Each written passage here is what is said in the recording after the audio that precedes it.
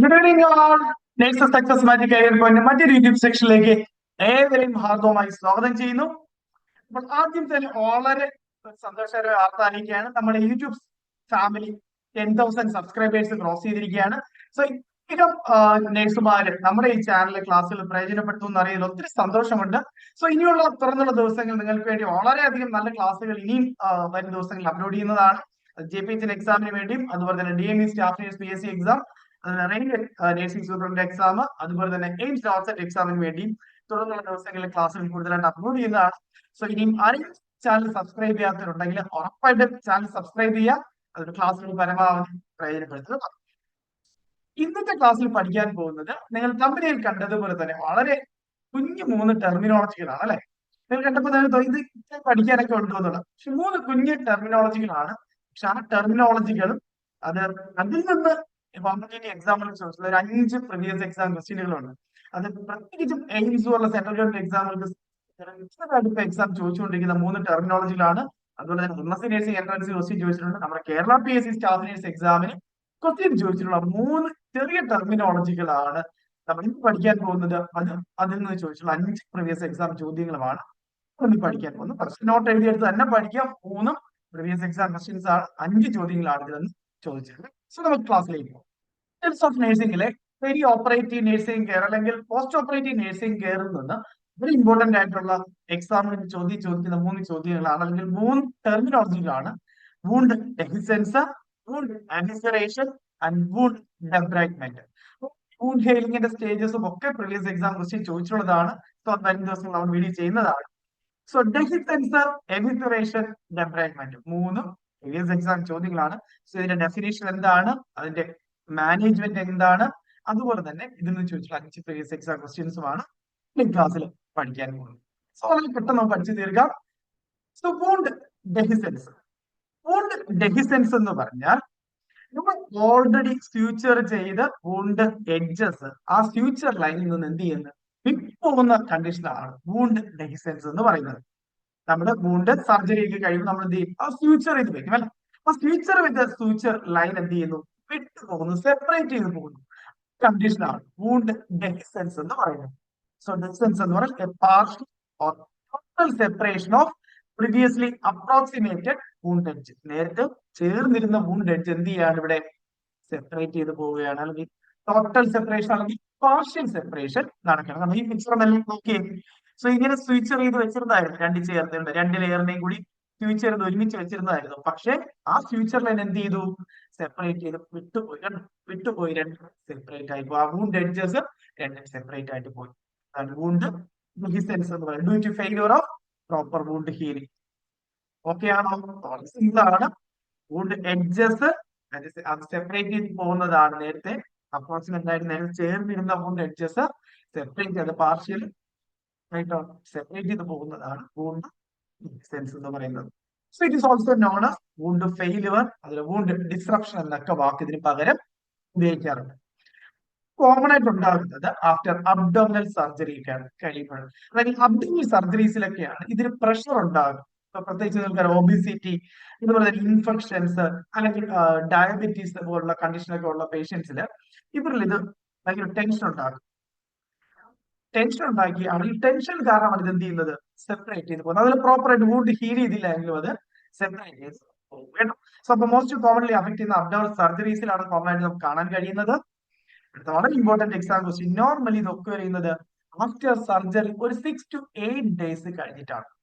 6 to 8 days, 6 മുതൽ 8 ദിവസം കഴിഞ്ഞിട്ടാണ് നോർമലി ഈ വൂണ്ട് ഡെഹിസൻസ് സംഭവിക്കുക. ഓക്കെ ആണോ?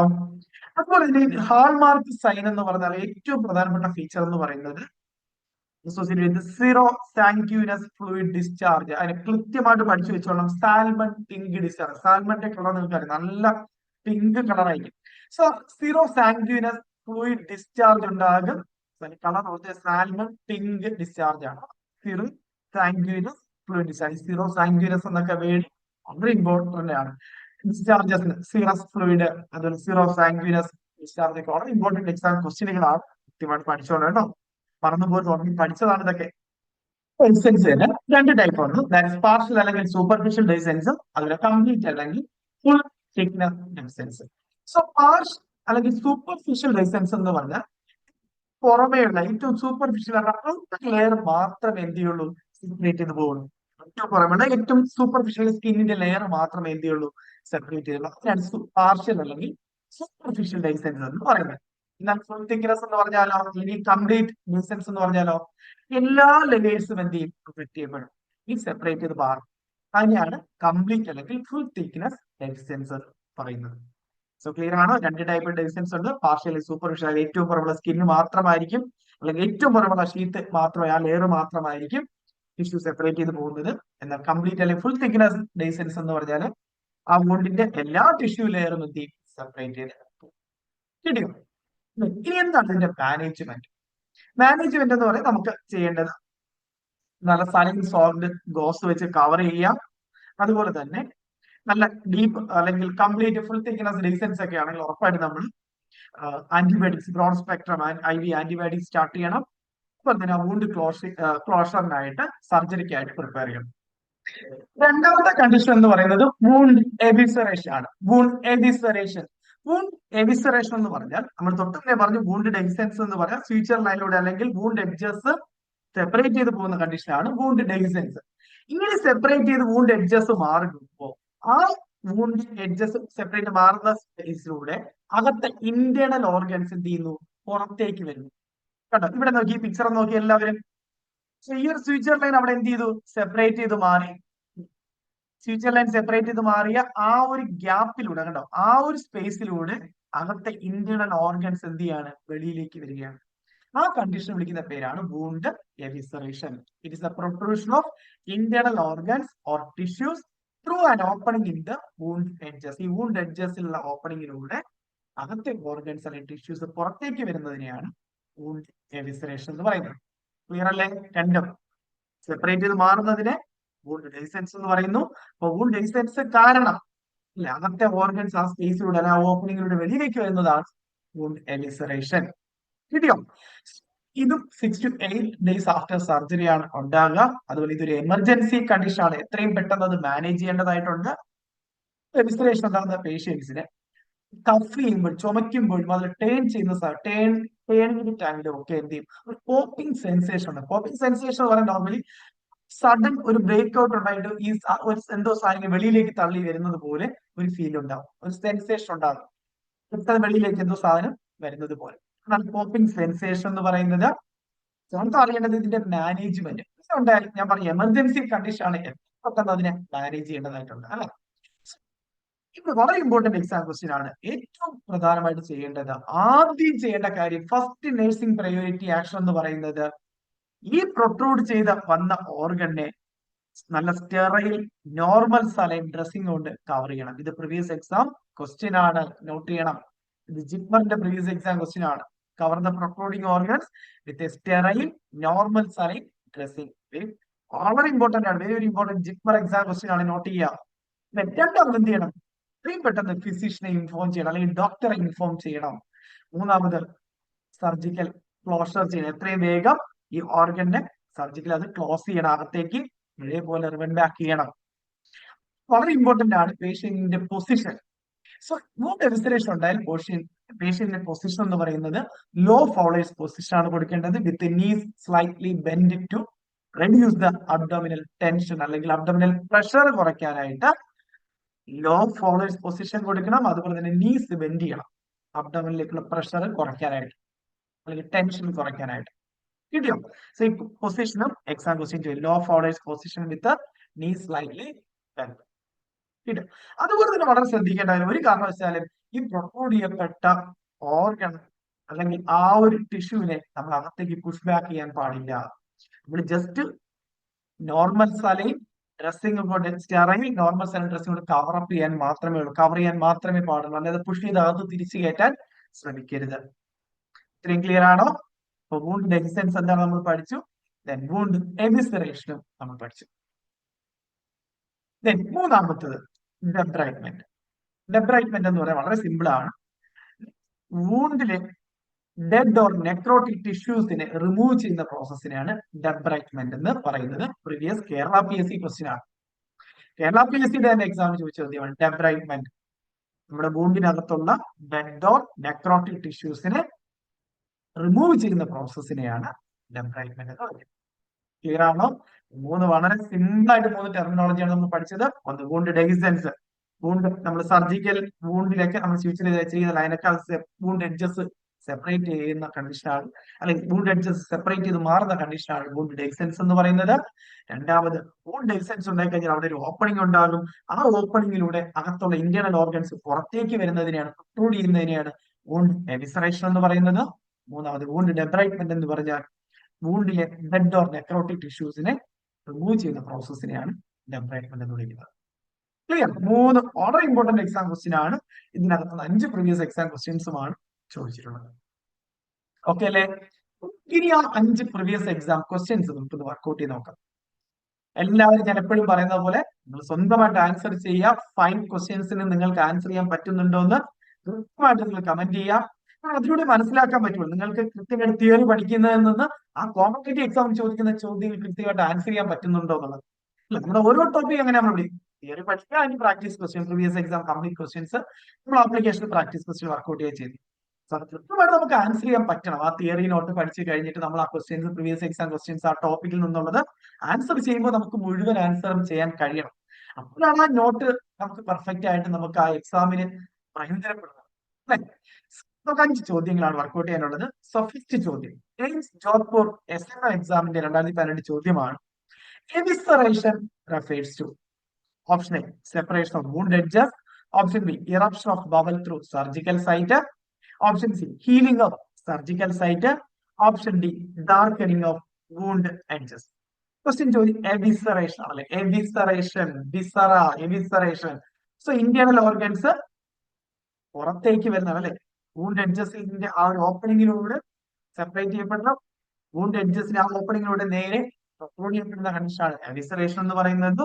സോ സെപ്പറേഷൻ വൂണ്ട് എഡ്ജസ് എന്നായിരുന്നു ക്വസ്റ്റ്യൻ എങ്കിൽ വൂണ്ട് ഡെഹിസൻസ് ആണ്. എന്നാൽ ഇവിടെ ചോദിച്ചിരിക്കുന്നത് എവിസറേഷൻ ആണ്.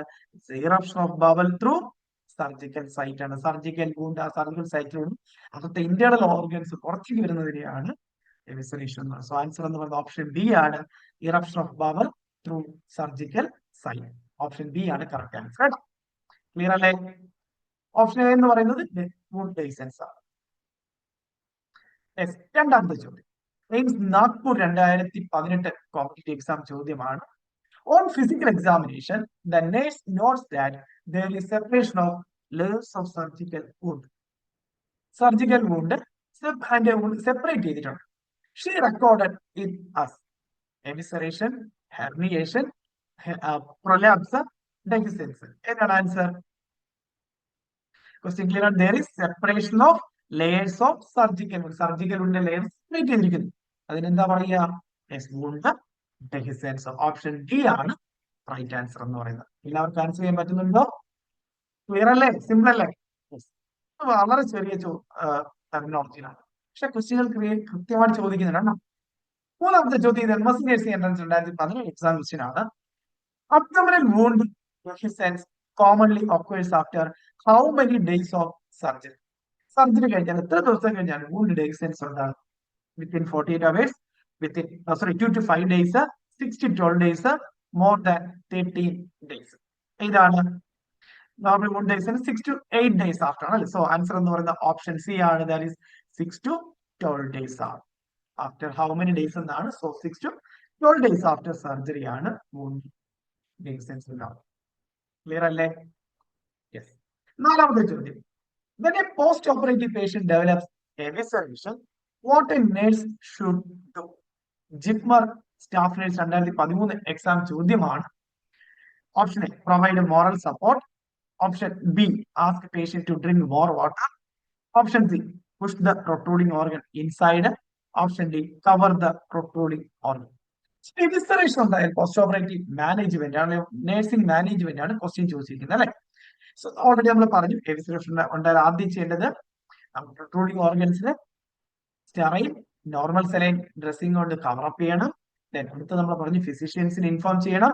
അതിന്റെ position low Fowler's position with knees bend കൊടുക്കണം അല്ലെ. ക്ലിയർ അല്ലേ? യെസ്. ഇപ്പൊ ഇവിടെ ഏതാണ് നോക്കി, അതുകൊണ്ട് തന്നെ പ്രൊട്രൂഡിംഗ് ഓർഗൻ നമ്മൾ അകത്തേക്ക് പുഷ് ചെയ്തതെന്ന് നമ്മൾ പഠിച്ചിട്ടുണ്ട്. ഏതായിരിക്കും? Provide moral support, ask patient drink more water, put the protruding organ inside, cover the protruding organ. So ഒരു ഡൗട്ടും വേണ്ട, ആൻസർ എന്ന് പറയുന്നത് ഓപ്ഷൻ ഡി ആണ്. Cover the protruding organ with sterile normal dressing ആണ് ആൻസർ. ക്ലിയർ അല്ലേ? Yes. Last ചോദ്യം Kerala PSC question ആണ്. Removal of dead tissue from wound is called evisceration, debridement, dehiscence, hernia. ഏതാണ് ആൻസർ? ഒരു ഡൗട്ടും വേണ്ട, removal of dead or necrotic tissues from wound, that is debridement ആണ് അല്ലെ? ഓപ്ഷൻ ബി debridement ആണ്. So 5 previous 3 ചെറിയ ടെർമിനോളജിയിൽ നിന്ന് 5 പ്രീവിയസ് എക്സാം ചോദ്യങ്ങളാണ് ചോദിച്ചിട്ടുള്ളത്. സോ നിങ്ങൾക്ക് എല്ലാവർക്കും ഈ 5 ചോദ്യങ്ങൾ ആൻസർ ചെയ്യാൻ കഴിഞ്ഞു എന്ന് വിശ്വസിക്കുന്നു. സോ അതുപോലെ DME staff nurse PSC JPHN combined ബാച്ചിന്റെ അഡ്മിഷൻ, ബാച്ച് 7 അഡ്മിഷൻ നമ്മൾ ഫെബ്രുവരി 15-ാം തീയതി ക്ലോസ് ചെയ്യാണ്. അതുപോലെ തന്നെ JPHN അൾട്ടിമേറ്റ് ക്രാഷ് കോഴ്സ് ബാച്ചിന്റെയും അഡ്മിഷൻ ഫെബ്രുവരി 15 ക്ലോസ് ചെയ്യാണ്. സോ ഇനിയും ആരെങ്കിലും ജോയിൻ ചെയ്യാൻ ആഗ്രഹിക്കുന്നുണ്ടെങ്കിൽ സോ ഇന്ന് തന്നെ പഠിച്ച് തുടങ്ങുക. കറന്റ് ടൈം നമുക്ക് വളരെ കുറവാണ്. വളരെ ഫാസ്റ്റ് നമുക്ക് നന്നായിട്ട് കംപ്ലീറ്റ് ചെയ്ത് previous question paper ANM JPHN treatment organiser ഉൾപ്പെടെയുള്ള കമ്മ്യൂണിറ്റി ഹെൽത്ത് ഓഫീസർ ഉൾപ്പെടെ കംപ്ലീറ്റ് കേസ് എക്സാം ക്വസ്റ്റ്യൻ പേപ്പറുകൾ വർക്ക്ഔട്ട് ചെയ്യേണ്ടതായിട്ടുണ്ട്, മോഡൽ എക്സാമുകൾ അറ്റൻഡ് ചെയ്യേണ്ടതായിട്ടുണ്ട്. സോ ഇനി ആരെങ്കിലും ജോയിൻ ചെയ്ത് പഠിക്കാൻ ആഗ്രഹിക്കുന്നത് തന്നെ ജോയിൻ ചെയ്ത് പഠിക്കാം. സോ അതുപോലെ നമ്മുടെ nurse success magic career point ഏറ്റവും പുതിയ updated app nurse success magic learning app, പുതിയ അപ്ഡേറ്റഡ് ആപ്പ് നിങ്ങൾക്ക് ആപ്പ് സ്റ്റോറിലും പ്ലേ സ്റ്റോറിലും അവൈലബിൾ ആണ്. സോ ഇനിയും ആരെങ്കിലും അത് ഇൻസ്റ്റാൾ ചെയ്ത് രജിസ്റ്റർ ചെയ്യാത്തവരുണ്ടെങ്കിൽ ഉറപ്പായിട്ടും ഇൻസ്റ്റാൾ ചെയ്ത് രജിസ്റ്റർ ചെയ്ത് അതായത് ക്ലാസ്സുകൾ പ്രയോജനപ്പെടുത്തുക, ഫ്രീ എക്സാമുകൾ പ്രയോജനപ്പെടുത്തുക, പ്രാക്ടീസ് ക്വസ്റ്റിന്, ഇതുപോലെ എല്ലാ മാർക്ക് ക്രൂഷ്യൽ പോസ്റ്റർ പോയിന്റുകൾ, പ്രീവിയസ് ക്വസ്റ്റ്യൻ പേപ്പറുകളും എല്ലാം മോഡൽ എക്സാമുകളും ഗ്രാൻഡ് ടെസ്റ്റുകളും ഒക്കെ പ്രയോജനപ്പെടുത്തുക. സോ നന്നായിട്ട് പഠിക്കുക. വളരെ വലിയ അവസരങ്ങളാണ് നിങ്ങളുടെ മുന്നിലുള്ളത്.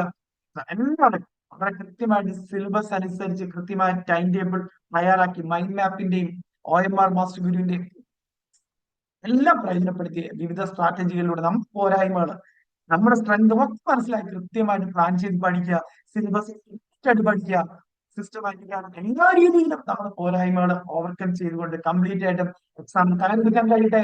ഉറപ്പായിട്ടും അവർക്ക് വിജയിക്കാൻ കഴിയും. So all the best.